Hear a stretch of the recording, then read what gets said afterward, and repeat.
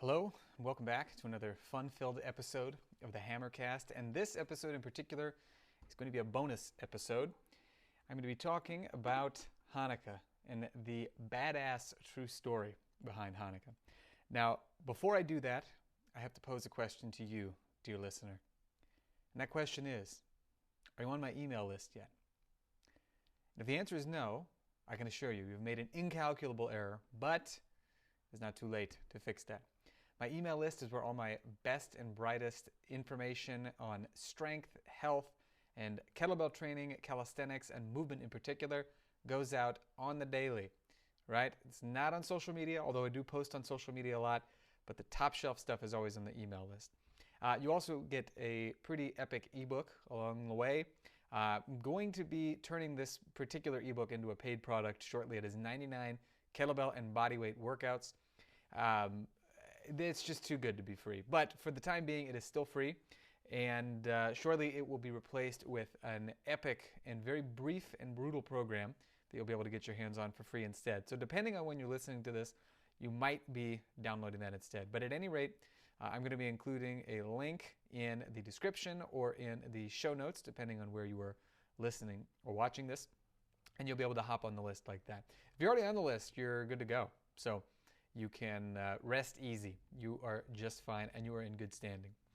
And speaking of which, we are going to be talking a little bit about the avoiding the need to feel like you're in good standing and standing up for what is right.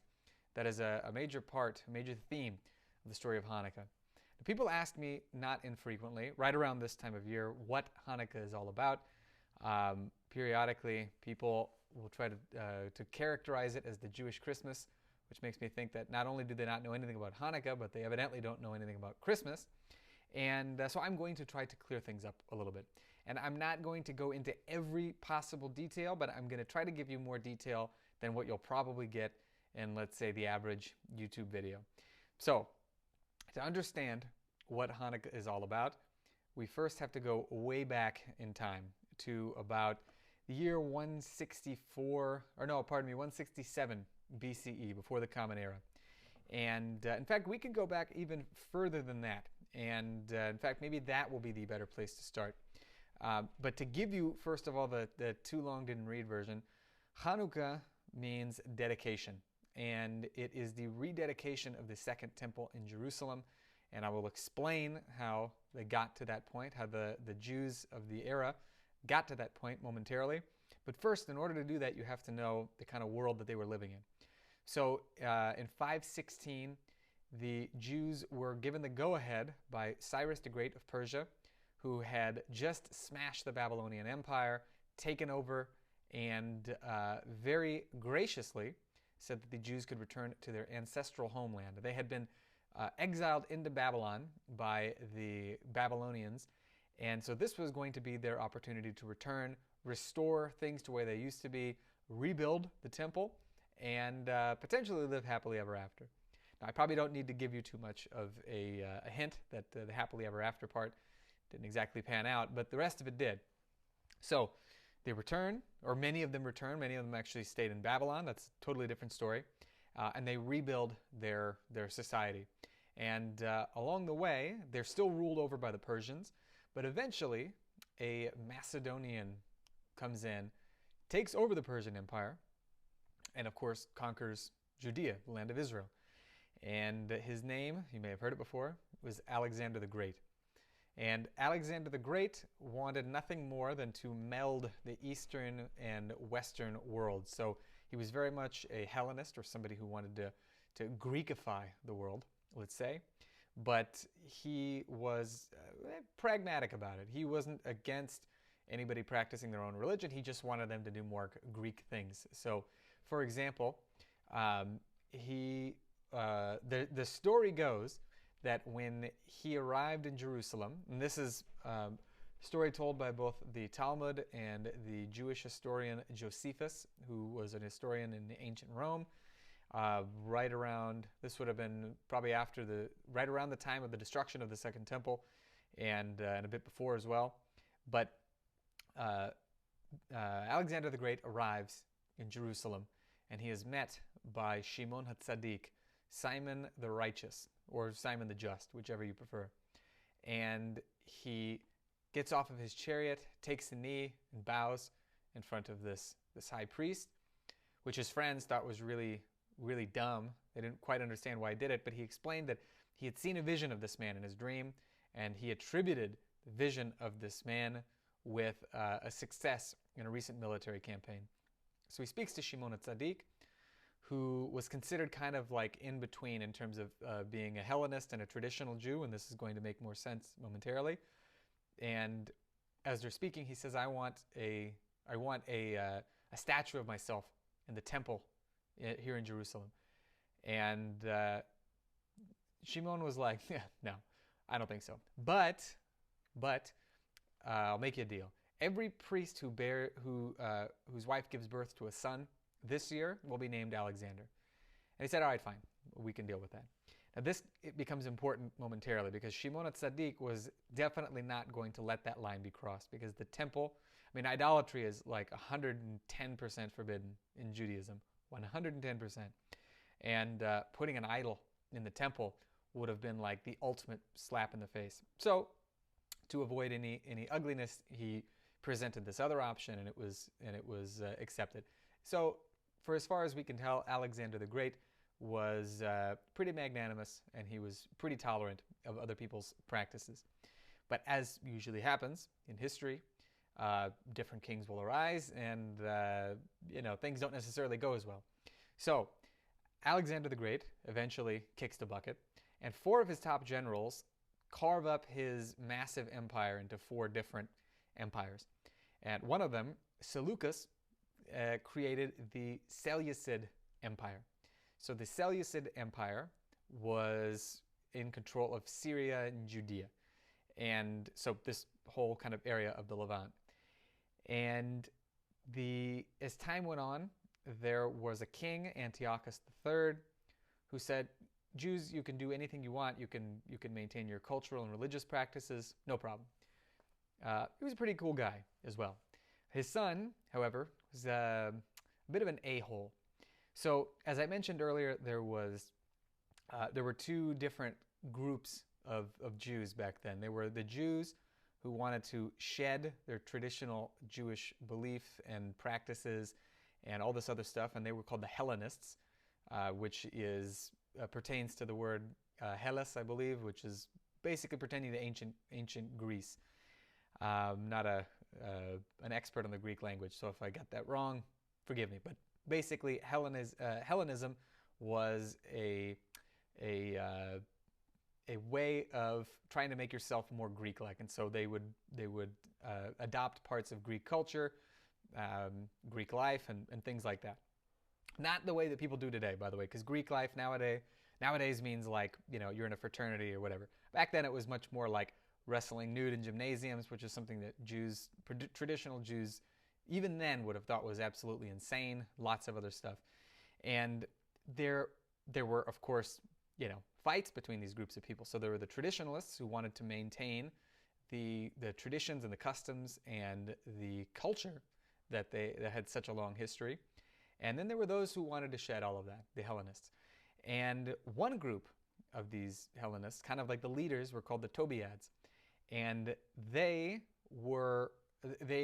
decided that they were going to get Antiochus IV, the a-hole in question, to intercede on their behalf and kind of force the Hellenization of the rest of the Jews of Judea. And that didn't go over very well. So, I mean, he succeeded. He managed to come in and change quite a few things. So it was about 175 when this happened, and then in 167 BCE, he really went full-on crazy. So what he did was he outlawed traditional Judaism, outlawed study of the Torah, outlawed circumcision, he outlawed basically every Jewish practice.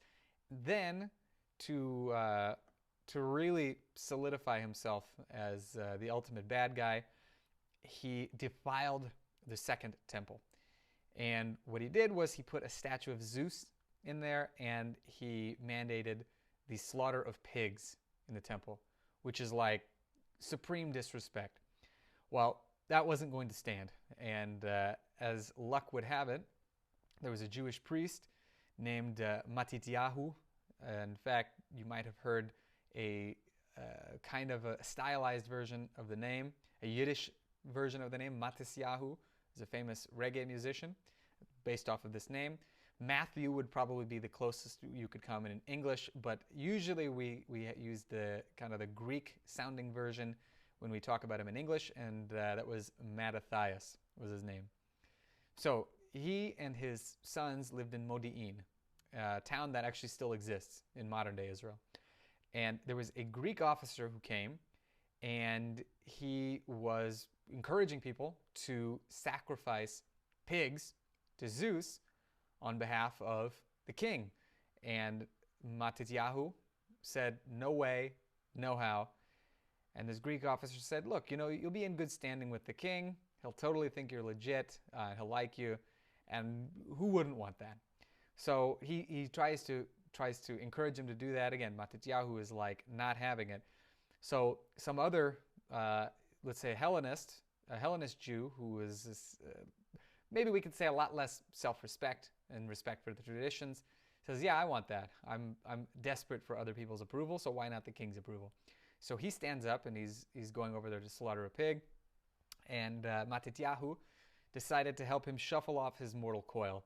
So he whipped out his sword, sliced him, diced him, and iced him right then and there. And then he did the same thing to the Greek officer in question.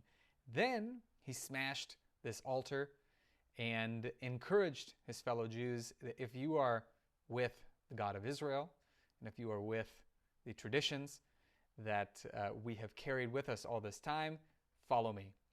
And right thereafter, he raced into the mountains to hide because you don't kill one of the king's men and just get away with it. So he goes into the mountains with his sons, and about a year later, he dies. But they are knee deep in getting a revolt going to try to throw out the Cellucid Empire because they've had enough, and they do not want their traditions and their way of life trampled on. So Matityahu dies, and his son, Judah the Hammer, or Yehuda HaMaccabee, Judah the Hammer. I like the nickname, I have to say, the Hammer. It's near and dear to my heart, let's say. He is the one running the revolt, and remarkably, they won. I'm skipping ahead quite a bit here, but they won. It was about 3 years worth of fighting. So from 167 BCE to 164 BCE, they fought they were vastly outnumbered, vastly out-resourced, had vastly fewer weapons, but they managed to throw out the Cellucid Empire and regain their autonomy for the first time in a very, very long time. So keeping in mind that they had autonomy prior to the Babylonian invasion, but even that's a little bit, even that's not 100% true because they were oftentimes at the mercy of the Assyrian Empire and then the Egyptians, the Babylonian Empire. So they always had someone that they had to answer to. So this is the first time in an extremely long time that they were 100% autonomous. So Mamleket Yehuda, the kingdom of Judah, was now officially its own kingdom. It was not under anybody else's reign. So this happened. The official end of the conflict and the finishing of throwing the Cellucid Empire out of the land of Israel was completed on the 25th of the Hebrew month of Kislev, which is roughly in December for the most part. The Hebrew calendar is different from the Gregorian calendar for a variety of reasons. I'm not going to go into it right now, but roughly in the December area. And they had to rededicate the temple, right? And so this is what I mentioned earlier. Hanukkah means dedication. And so because they had to cleanse the temple, they had to improve and cleanse and rebuild and remake a bunch of different things in there, including holy vessels and things like that for the sacrifices, the altar, so on and so forth. They called it, they referred to this as the festival of the dedication, Hanukkah. Now, here's the important part of the story that everybody probably knows at least to some degree, and this is the miracle of the oil burning for 8 days and nights. So there was a menorah in the temple that was supposed to always be lit. Basically, there were always going to be very pure and undefiled olive oil that they were going to use to light it. Well, they had olive oil that was still in the temple that would ostensibly be used to light the menorah, but it had all been defiled by the Syrian Greeks. So they couldn't use it because, again, if you're trying to dedicate a temple, it doesn't make a whole lot of sense to use defiled olive oil. But as it turned out, they managed to find one flask of oil that still had the seal from the signet ring of a priest during the time of the prophet Samuel. So this is a very long time ago. Samuel was a prophet during the time of Saul and King David. So very old, but very pure bottle of this olive oil. So they used that, and they expected it to only last for one day, because that was about all they had. So miraculously, you know the story, it lasted for 8 days and 8 nights, and that is where the story comes from. It actually, I believe, comes from the Talmud. There's nothing, believe it or not, written in the Hebrew Bible about Hanukkah, because it happened after the men of the Great Assembly assembled the legit books of the Bible. So there were certain books that, you know, might have been interesting or what have you, but weren't holy or weren't divinely inspired, so they were not included. And 1st and 2nd Maccabees is one of those books. I know that Catholics and Greek Orthodox included as part of what they call the Old Testament, but it's very interesting historical material, but not considered holy per se by Jews. But that story of the oil lasting for 8 days does not appear in 1st or 2nd Maccabees. It does appear, we first get it in the Talmud. So now you know the origin of the story. To sum it all up and give you the TLDR, the too long didn't read version, it is a story of the triumph of a ragtag band of Jews to reclaim and rededicate their way of life against the armies of darkness that wanted to assimilate them and destroy their religion, their way of life, and their culture. And they won. So that's why we celebrate. So I hope you've enjoyed this bonus episode. I hope you found it to be educational. If you have any questions or there are any other bonus episodes you would like me to cover, particularly as it pertains to Judaism, I think this is something that I might do on a more regular basis, because I think that this would be useful since a lot of people are not privy to this information. Drop me a line, let me know. I'd be very happy to do it. Like I said, I will probably do this on a more regular basis and cover any number of different topics. So thank you very much for listening. I hope you've enjoyed this bonus episode. Be sure to like it and share it with a friend or a colleague. It could be an enemy if you really feel the need, somebody you want to try to bury the hatchet with. But spread the word, because the more people who listen to the podcast, more people I can help out, more people, for fitness purposes obviously, more people I can reach, the better, and you'll feel pretty good too. You can count it as a gift for Christmas, or depending on if you're listening to this in the future, Easter or birthday or whatever it may be. So thank you very much once again for listening, and as always, have fun and happy training.